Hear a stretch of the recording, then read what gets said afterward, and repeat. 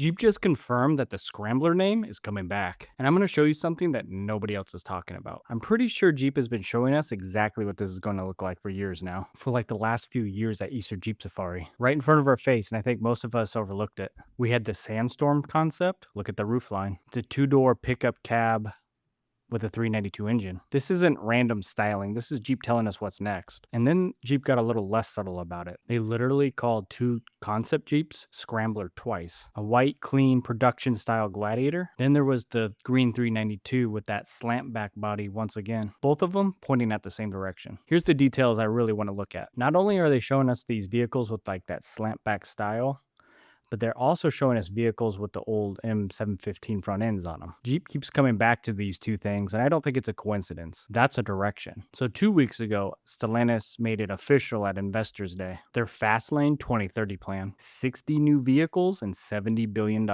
And right there on the slide, Jeep Wrangler Scrambler. And did you notice the checkered flag next to it? You know what that flag means? There'll be an SRT variant, a performance scrambler, and the godfather of Hellcats, Tim Kuniskis, is the one holding the keys on it. Let that sink in. Here's what we know for certain. It's a two-door base pickup on the Gladiator platform. It'll have 4 seats, and they're saying the rear top is removable like an old K5 Blazer or full-size Bronco. And I thought this part was interesting. They're not going to go solid axle. They're going to do independent front suspension on this one, which tells you what this thing is actually aiming for. This isn't going to be a rock crawler. This is going to be a desert performance truck. And let's look at more of these concepts, like the Magneto 3.0, same short truck style with that slant back design, the Convoy Overlander with that military front end on it. Even Casey Curry's new Striker build has that same similar design to it. All these concepts over the last few years have been working out what the next generation of the lineup's going to look like. And I really feel like that green 392 Scrambler is going to be very close to what the production is going to look like. Here's my take on this.